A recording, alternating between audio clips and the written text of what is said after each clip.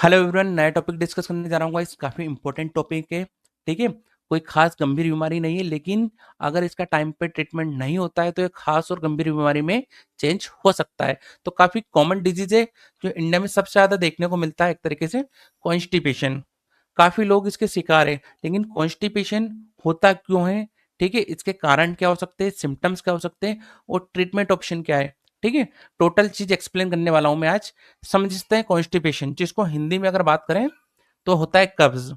Constipation या कब्ज क्यों होता है ये अपन जान लेते हैं। देखिए, कब्ज एक आम पाचन संबंधित समस्या होती है। स्टूल का हार्ड या डिफिकल्टी से आना या कभी कभार ना आना कॉन्स्टिपेशन कहलाता है। सिंपल सी चीज है कि जो आपका स्टूल है गाइस, ये बड़ी आंत में इस तरह से फंस जाता है। ठीक है, फंस फंस के काफी मुसीबत से ये बाहर निकलता है। ठीक है, अब इसके कई सारे रीजंस हो सकते हैं गाइस, वो मैं आपको आगे बताऊंगा।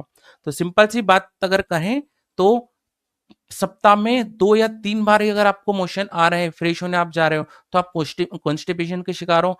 बहुत ज़्यादा टाइट आ रहा है, फँस के आ रहा है, ठीक है?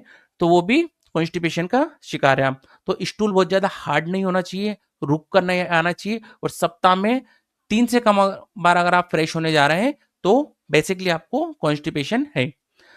जान लेते हैं कॉन्स्टिपेशन में स्टूल अत्यधिक हार्ड और फर्म में आता है, यानी काफी ज्यादा हार्ड होता है, स्मूथ नहीं होता।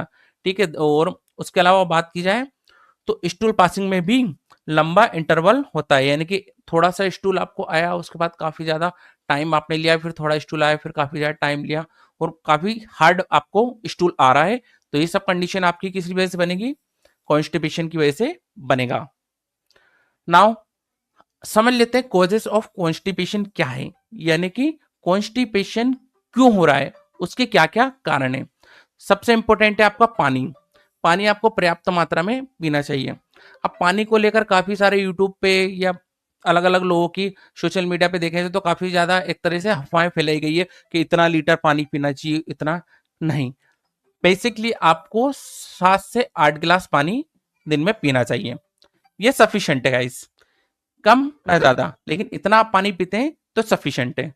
सेकंड पॉइंट पर बात करते हैं, भोजन में फलों और सब्जियों का इस्तेमाल कम करना। जो आप खाना खाते हैं उसमें फल और सब्जियों का सेवन आपको थोड़ा सा करना चाहिए, या तो सैलड तो आपको थोड़ा सा बढ़ाना चाहिए खाने के साथ। एक्सरसाइज नहीं करना, कुछ लोगों की आदत होती है खाना खाया लेट गए, सो गए। ठीक है, तो आपको मॉर्निंग में एक्सरसाइज जरूर करना चाहिए, चाहे आप 20 मिनट क्यों ना करें। ठीक है, 20 से 30 मिनट भी आप एक्सरसाइज करते हैं तो सफिशिएंट है। डायरिया कंट्रोल करने हेतु दवाइयों का ज्यादा इस्तेमाल करना, यह भी एक कॉन्स्टिपेशन का रीजन है। आगे बात करते हैं, मल मूत्र की आदतों में परिवर्तन होना, यानी कि इसका कोई टाइम फिक्स नहीं है, कभी दोपहर में कभी शाम को, तो इसका एक टाइम होना चाहिए, मॉर्निंग टाइम। ठीक है, उसमें ज्यादा चेंजेस करेंगे तो उस वजह से भी कॉन्स्टिपेशन पेशेंट को बन सकता है।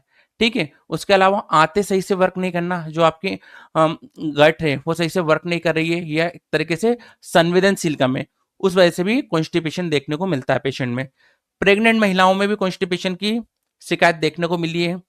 उसके अलावा अंडर फीडिंग यानी कुपोषित बच्चों में भी कॉन्स्टिपेशन देखने को मिलता है।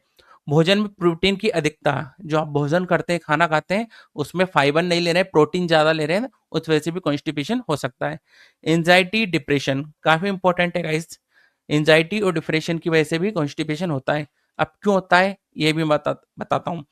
आपको टेंशन है, ठीक है, टेंशन है तो रात में आपको नींद नहीं आएगी, नींद सही से नहीं आएगी तो सुबह खाना सही से पचेगा नहीं, खाना सही से पचेगा नहीं तो कॉन्स्टिपेशन बनने की संभावना ज्यादा रहेगी। ठीक है, तो ये सब चीजें 4-5 पॉइंट्स जो मैंने नोट किए हैं, इनको आप ध्यान में रखिएगा, इसमें काफी ज्यादा इंपॉर्टेंट मानता हूं मैं।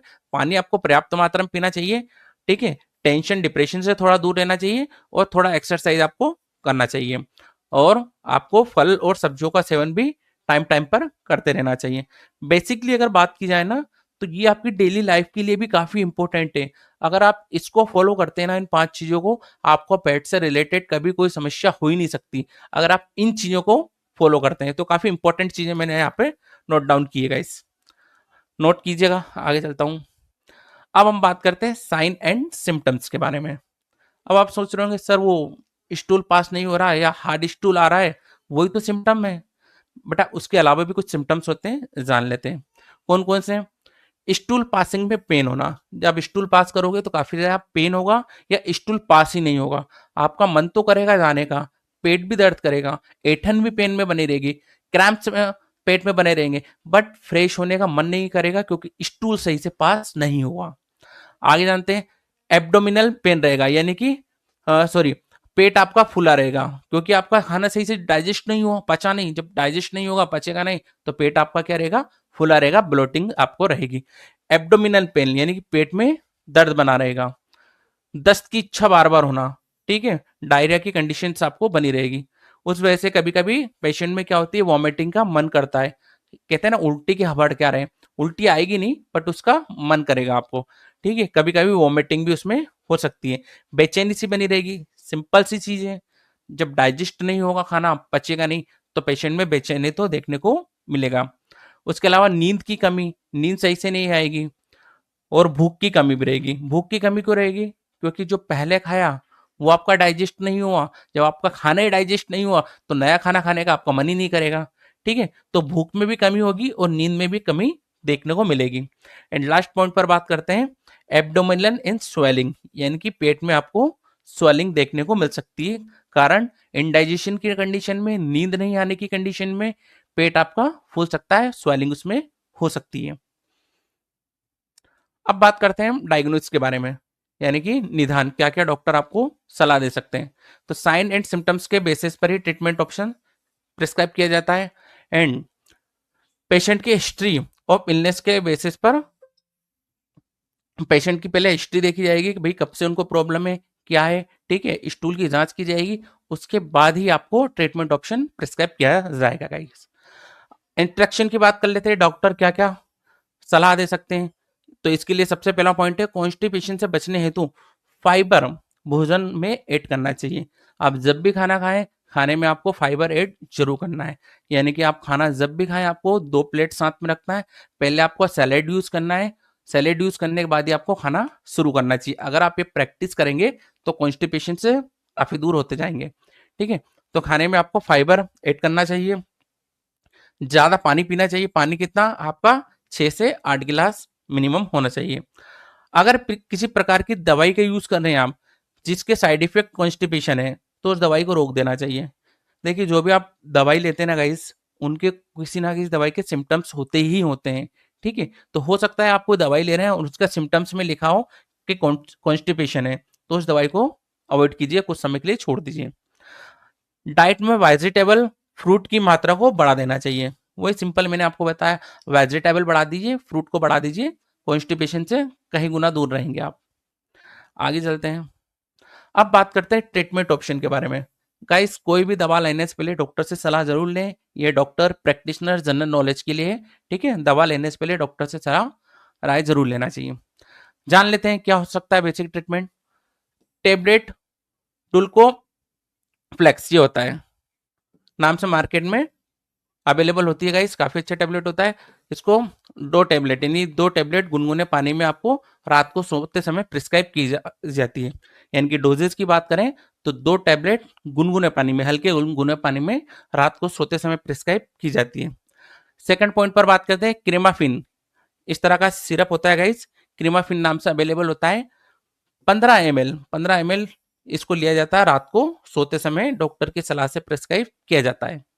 आगे बात करते हैं, सायरप लूज, लूज नाम से अवेलेबल रहेगा गाइस, कहां पर है, ये है आपका, ठीक है। डोजेस की अगर बात की जाए तो 15 से 20 ml रात को सोते समय प्रिस्क्राइब किया जाता है गाइस, इसे भी। फोर्थ पॉइंट पर बात करते हैं, टैबलेट मोजा, मोजा 5, ठीक है। डोजेस की अगर बात की है तो 1 टेबलेट BD यानी कि 1 टेबलेट को सुबह शाम 5 से 7 दिनों तक प्रिस्क्राइब किया जाता है, ये है मोजा, मोजा 5। कितने दिनों तक प्रिस्क्राइब किया जाता है, 5 से 7 दिनों तक डॉक्टर की परमिशन से, BD यानी कि सुबह और शाम।